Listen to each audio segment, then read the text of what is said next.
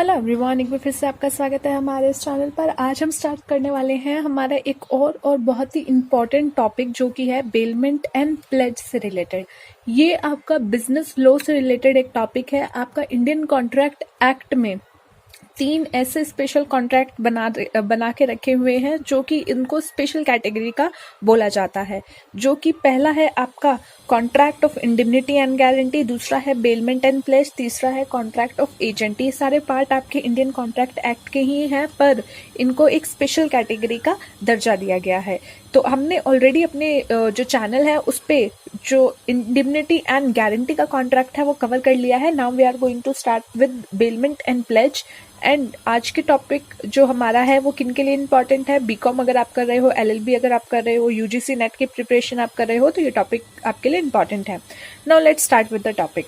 आपके Indian contract act के अंदर सेक्शन 148 से लेकर के सेक्शन नंबर 171 तक डिस्क्राइब किया गया है बेलमेंट के बारे में, कि बेलमेंट का कॉन्ट्रैक्ट क्या है, इसमें कौन कौन से एसेंशियल एलिमेंट्स होने चाहिए, बेलर और बेली क्या होते हैं, कौन कौन सी पार्टी इन्वॉल्व होती है, उनके राइट क्या है, उनकी ड्यूटी क्या है। ये सब एक्सप्लेन है सेक्शन नंबर 148 से लेकर 171 तक।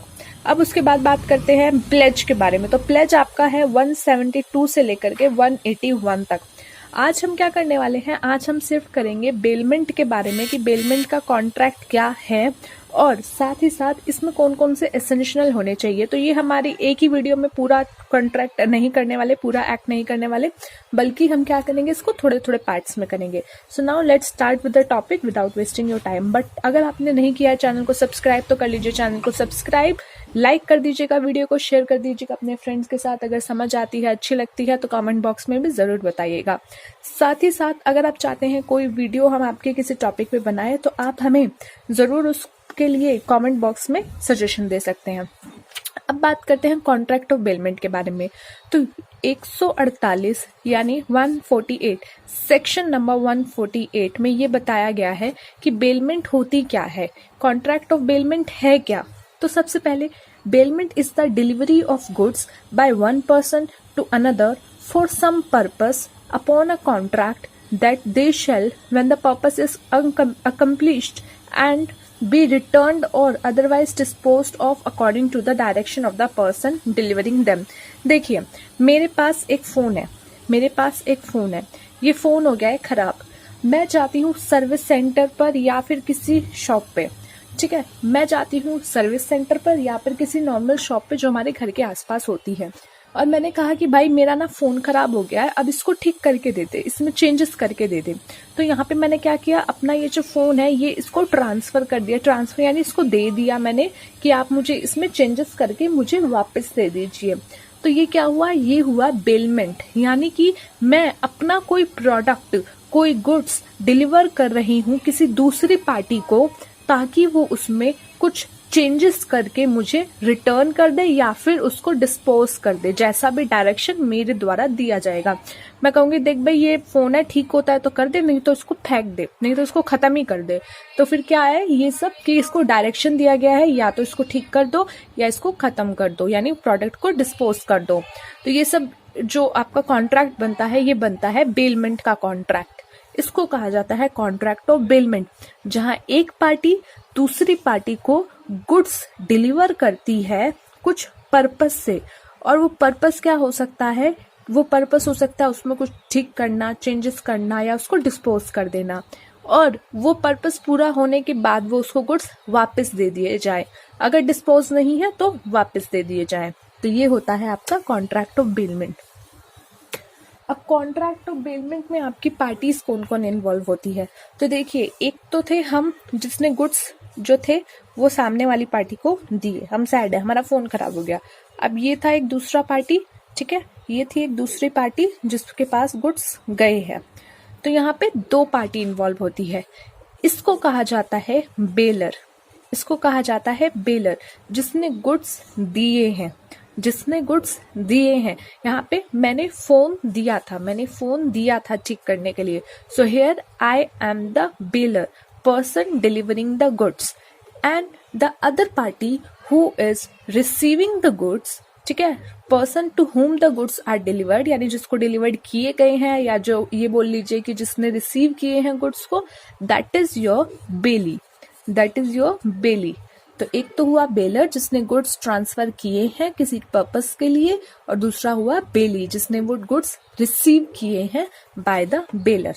तो ये दो पार्टी आपकी इन्वॉल्व होती है कॉन्ट्रैक्ट ऑफ बेलमेंट में। ठीक है, नेक्स्ट वन। अब कॉन्ट्रैक्ट ऑफ बेलमेंट में कौन कौन से एसेंशियल एलिमेंट्स होने चाहिए कि ये कॉन्ट्रैक्ट वैलिड बन जाए। ये कॉन्ट्रैक्ट वैलिड बनाने के लिए कौन कौन से एसेंशियल एलिमेंट होने चाहिए।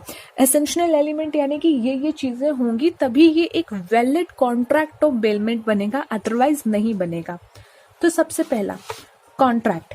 Bailment is based upon a contract. The contract may be express or implied. No consideration is necessary to create a valid contract of bailment. ध्यान दीजिए, जो आपका कॉन्ट्रैक्ट है वो इम्प्लाइड भी हो सकता है और एक्सप्रेस भी हो सकता है। ठीक है, लिखा हुआ भी हो सकता है, या नॉर्मली आप उसको बोल के बोल रहे हो कि हाँ मेरे को ये ठीक करके दे देना, that is also your contract. तो मतलब इम्प्लाइड और एक्सप्रेस दोनों चलेगा। अब जो है, आप एक बात ध्यान दीजिए, जब हम कॉन्ट्रैक्ट का बिल्कुल स्टार्टिंग का पार्ट पढ़ रहे थे तो हमने देखा था कि एक कॉन्ट्रैक्ट वैलिड होने के लिए कंसिडरेशन होना बहुत जरूरी है एंड एक वैलिड कंसिडरेशन होना बहुत जरूरी है। लेकिन इधर क्या बोला गया है कि बेलमेंट में आपका अगर कंसिडरेशन नहीं भी है तो भी चलेगा। अगर आपका बेलमेंट में कंसिडरेशन नहीं भी है तो भी चलेगा। मान लीजिए मैंने अपना फोन दिया उसको ठीक करने के लिए, या फिर हमने किसी दोस्त को अपनी बाइक दे दी, तो मैंने अपनी बाइक ट्रांसफर करी है उसको कुछ पर्पस के लिए, तो यहाँ पे उसने मेरे को कुछ दिया नहीं है, फिर भी ये क्या हुआ, बेलमेंट हो गया। तो ये क्या है, वैलिड है। ऐसा नहीं है कि कोई कंसिडरेशन नहीं मिला तो वैलिड नहीं है, नहीं, कुछ सामने से नहीं मिला तो भी ये वैलिड है बेलमेंट के केस में। Next one is delivery of possession of goods. अब मैं किसी को कुछ सामान दूंगी तो ऑब्वियसली उसी में मेरा बेलमेंट बनेगा। अब वो बेलमेंट बनने के लिए आपको अपना कोई सामान डिलीवर करना पड़ेगा तभी जाके बेलमेंट बनेगा। So a change of position of good is must. Change of position यानी आप उसको एक अथॉरिटी दे रहे हो कि आप उसमें चेंजेस कर लीजिए। चेंज ऑफ पोजीशन यानी आपसे जाकर के अब पोजीशन सामने वाली पार्टी पे चला गया कि आप इसमें अब चेंजेस कर सकते हो, इससे रिलेटेड आपको जो भी कुछ ऊपर नीचे करना है आप इसमें कर सकते हो। In order to constitute a bailment, mere custody of goods must be distinguish from possession of goods. देखिए, mere custody of goods must be position distinguish from position of goods का मतलब क्या है। ठीक है, आप एक बहुत बड़े फैमिली से हो, आपके पास गाड़ियां हैं बहुत सारी, आपने अब एक नौकर को गाड़ी दे दी कि जा भाई ये गाड़ी ले जा और इसमें जाके सब्जी भाजी लेके आ जा।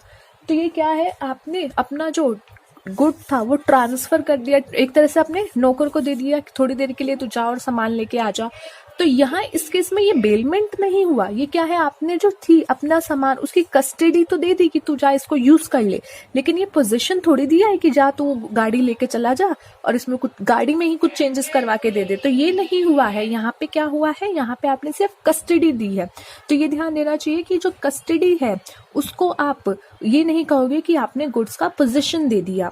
One who has custody of goods without possession, like a servant or a guest using his master or host goods, does not become a bailey. अब delivery of possession of goods का मतलब क्या होता है। देखिए, दो तरीके से आप डिलीवरी कर सकते हो पोजेशन ऑफ गुड्स की। कैसे, एक एक्चुअल डिलीवरी होती है, और एक होती है constructive delivery.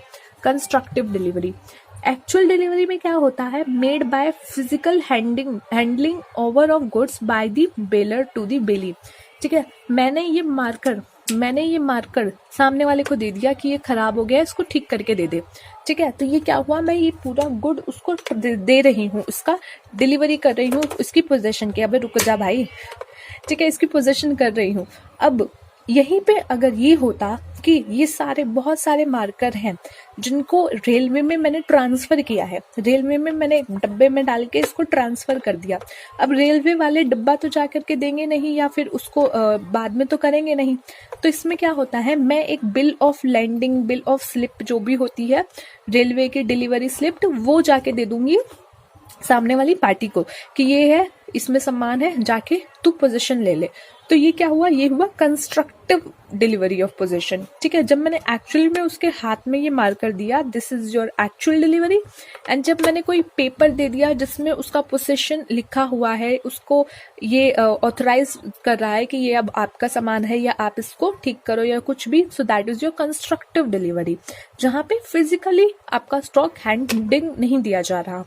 So made by doing something which has the effect of putting the goods in the possession of the intent bailee or any person authorized to hold them on his behalf. Example, delivery of railway receipt. Next is no change of ownership. ठीक है, no change of ownership. जैसे मैंने अपना ना phone देके आई, मैं अगर अपना फोन देके आई सर्विस सेंटर में, तो ये थोड़ी ना है कि मैं उस जो सर्विस सेंटर पे जो बैठा था मैंने उसको बोल दिया ये ले तेरे लिए फोन लाई हो, नहीं ना। यहाँ पे क्या है, मैंने अपना फोन ठीक करने के लिए दिया है। यहाँ पे ऑनरशिप ट्रांसफर नहीं हो रही है कि मेरे नाम पे था कि तो मैंने उसको दे दिया, नहीं। यहाँ पे क्या हो रहा है, यहाँ सिर्फ आप डिलीवरी दे रहे हो कि आप उसमें चेंजेस कर सकते हो, पोजेशन कर सकते हो, बट यहाँ पे ऑनरशिप ट्रांसफर नहीं हो रही। फोन मेरा ही है, मेरे से ही रिलेटेड रहेगा, उसको बेचा नहीं जा रहा है, उसको दिया नहीं जा रहा है। So in bailment, bailor continue to be the owner of the goods even if the goods may be in the possession of the bailee। भले इसके पास फोन रखा हुआ है बट फिर भी फोन तो अपना है भैया, फोन अपना रहेगा। Next one is delivery of goods for some purpose. अब गुड्स दिए जा रहे हैं, क्यों दिए जा रहे हैं, ऐसे ही कि मैं परेशान हो गया अपने गुड्स से तो ले जा, तू ले जा, नहीं। यहाँ पे क्या है, कोई पर्पस से दिया जा रहा है फोन। जैसे मैंने अपना फोन दिया या अपना कोई गुड्स दिए, वो क्या थे, किसी पर्पस से, कि आप उसमें कुछ चेंजेस कीजिए, उसको ठीक कीजिए, उसमें कुछ प्रॉब्लम आ गई है वो ठीक कीजिए। So here why you are delivering the goods, because there are some purpose। और वो क्या पर्पस हो सकते हैं, वो हो सकता है for some purpose such as safe custody। safe custody के लिए आप दे रहे हो, security for the debt, lending, clearing, repairing, change of form और carriage etc। Next one is return और डिस्पोज ऑफ स्पेसिफिक गुड्स। देखिए बेलमेंट में क्या होता है, ऐसा ही नहीं है कि सिर्फ गुड्स ट्रांसफर, गुड्स आपने दे दिए सामने वाले को, ठीक हो गया, नहीं।